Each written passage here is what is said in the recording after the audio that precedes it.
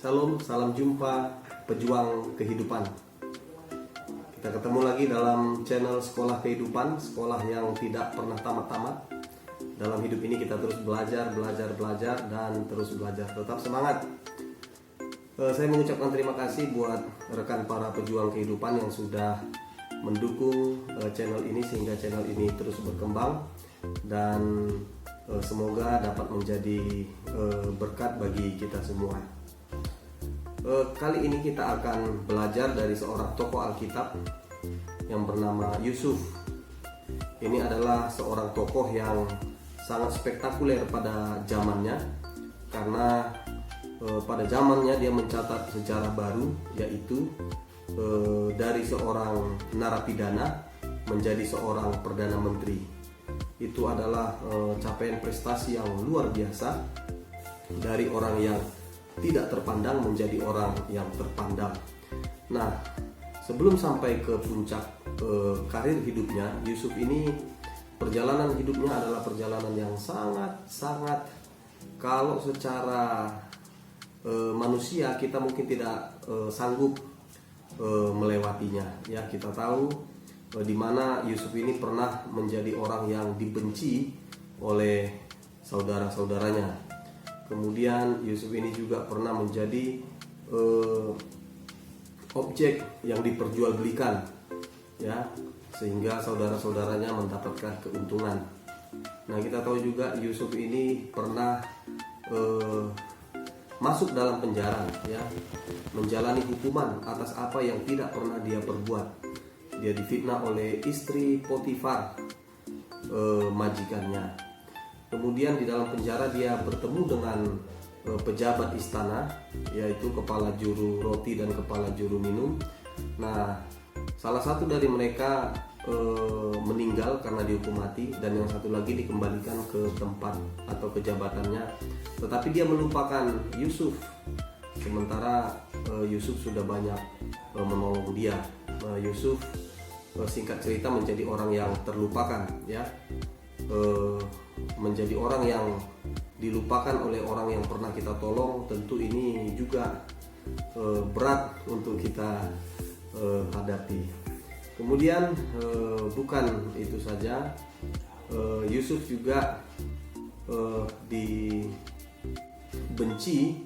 oleh saudara-saudaranya. Bahkan saudara-saudaranya ini meniadakan dia dari keanggotaan keluarganya, dan banyak lagi hal-hal yang dilalui oleh Yusuf ini. Tetapi hal luar biasa terjadi, ya. Alkitab mencatat bahwa pada akhirnya Yusuf menjadi orang yang nomor satu, ya, di tanah Mesir pada waktu itu, ya, perdana menteri.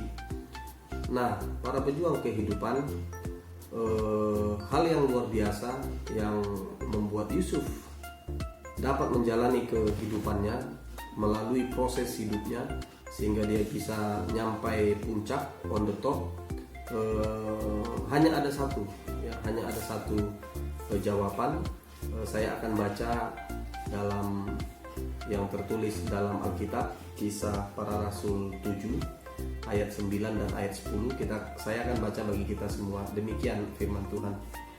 Karena iri hati, bapak-bapak leluhur kita menjual Yusuf ke tanah Mesir, tetapi Allah menyertai dia dan melepaskannya dari segala penindasan, serta menganugerahkan kepadanya kasih karunia dan hikmat ketika ia menghadap Firaun, raja Mesir. Firaun mengangkatnya menjadi kuasa atas tanah Mesir dan atas seluruh istananya. Ya, ayat 9 ini adalah ayat kuncinya, yaitu karena iri hati bapak-bapak leluhur kita menjual Yusuf ke tanah Mesir, tetapi Allah menyertai dia. Nah, itu dia rahasianya. Mengapa bisa berbalik situasi keadaan Yusuf? Karena Allah menyertai Yusuf, ya. Mengapa ya Yusuf yang tadinya narapidana bisa menjadi perdana menteri? Karena Allah menyertainya. Mengapa Yusuf, ya, yang tadinya tinggal di penjara, sekarang dia sudah tinggal di istana? Karena Allah menyertainya. Nah, yang menjadi pertanyaan kita adalah mengapa Allah menyertai Yusuf? Ya kan? Nah, mengapa Allah mau menyertai Yusuf?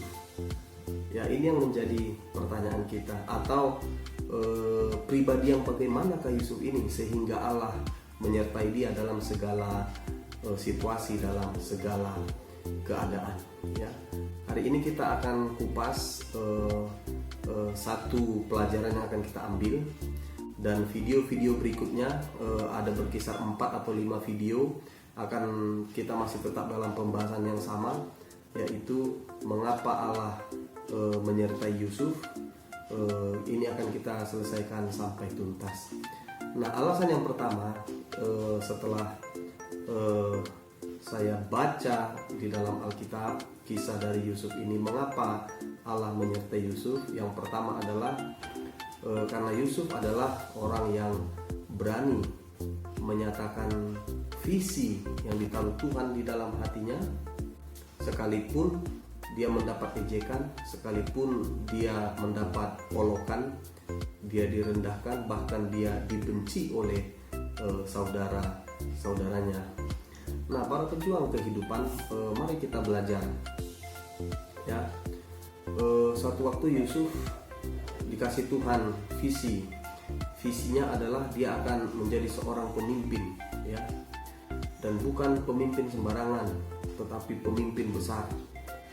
Ya, pemimpin besar melewati sebuah keadaan yang dunia belum pernah alami, yaitu 7 tahun kekeringan. Muka bumi mengalami 7 tahun kekeringan. Jangankan 7 tahun, ya, 1 tahun aja kekeringan kita sudah kewalahan, ya. Ini Alkitab mencatat 7 tahun kekeringan, dan sebelumnya 7 tahun kelimpahan.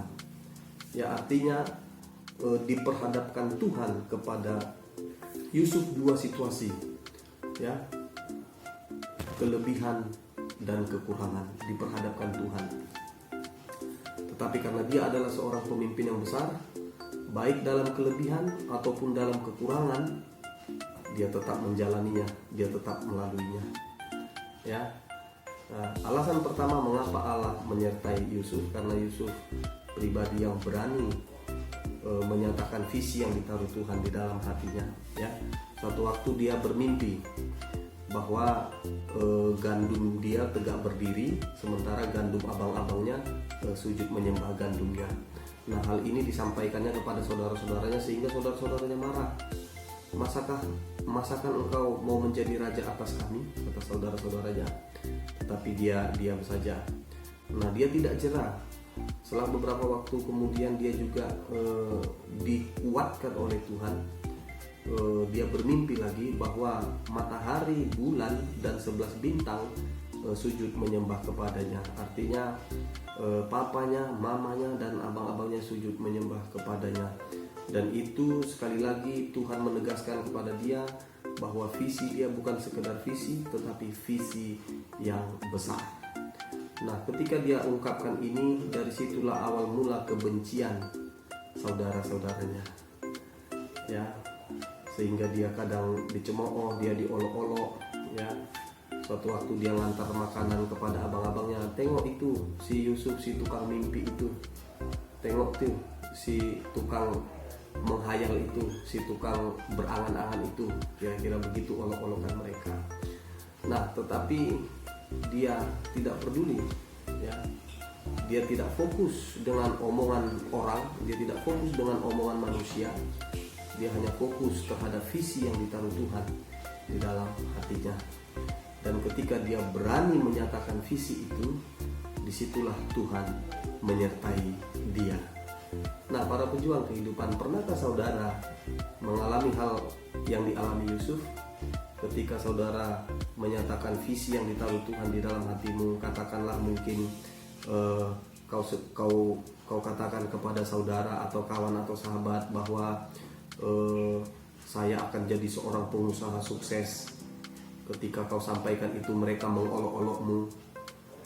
Ya, jangan takut. Harus berani menyatakan visi yang ditaruh Tuhan dalam hati kita. Disitulah Tuhan akan menyertai kita. Ya. Atau Atau pernahkah saudara menyatakan visi yang ditaruh Tuhan di hati kita? Katakanlah mungkin saudara sedang berada pada situasi menyewa rumah, tetapi Tuhan kasih visi dalam hati bahwa tahun depan saudara akan bangun rumah, tahun depan saudara akan punya rumah, bahkan tahun depan saudara akan menyewakan rumah. Dan ketika kau berkata begitu, posisimu sedang ada pada posisi menyewa, orang-orang akan merendahkan kau, memandang sebelah mata, sepele, mengolok-olok, ya. Dikatakan kau bermimpi, mimpi kali itu apa? Mau bangun rumah, bangun kandang ayam aja nggak becus, mau bangun rumah pula, mungkin. Dan omongan itu bukan jauh-jauh datangnya dari saudara, dari orang dekat, dari teman, dari sahabat. Ya, pada hari ini melalui video ini saya katakan jangan takut, ya, karena keberhasilan kita bukan ditentukan oleh tempat, situasi atau keadaan, bukan. Keberhasilan kita ditentukan oleh penyertaan Tuhan. Amin. Keberhasilan kita ditentukan oleh penyertaan Tuhan. Kalau Tuhan menyertai kita, Dia bisa merubah situasi keadaan kita, karena Dia adalah Allah yang jago, yang ahli dalam merubah situasi dan keadaan. Jadi video kali ini mengupas tentang Yusuf, ya, mengapa Tuhan menyertai Yusuf? Karena Yusuf pribadi yang berani menyatakan visi yang ditaruh Tuhan dalam hatinya. Jangan takut menyatakan visi. Jika engkau seorang anak muda, seorang pelajar, mahasiswa, katakan saya akan jadi aparatur negara, katakan saya akan menjadi pegawai negeri, katakan saya akan jadi pengusaha, katakan saya akan jadi konglomerat, katakan saya jadi orang sukses. Jangan takut, ya, menyatakan visi yang ditaruh Tuhan dalam hati kita. Ketika kita berani, disitulah Tuhan menyertai kita, karena Tuhan hanya menyertai orang-orang yang berani. Orang yang penakut tidak akan disertai oleh Tuhan. Amin. Kita lihat kisah tentang Daud. Dia berani melawan Goliat. Dalam keberaniannya itulah Tuhan hadir. Artinya Tuhan menyertai orang-orang yang berani. Karena dalam hidup ini salah satunya jalan untuk maju adalah berani mengambil atau menghadapi risiko. Demikian kiranya kita jangan takut menyatakan visi yang ditaruh Tuhan dalam hati kita. Berani nyatakan visi itu. Yakin dan percayalah, ketika kita berani menyatakan visi, disitulah Tuhan menyertai kita. Dan kalau Tuhan menyertai kita, apapun yang kita perbuat berhasil. Amin. Demikian para pejuang kehidupan. Tetap semangat, tetap berjuang, dan teruslah belajar dalam sekolah kehidupan, sekolah yang tidak pernah tamat ini, sampai Tuhan memanggil kita. Shalom.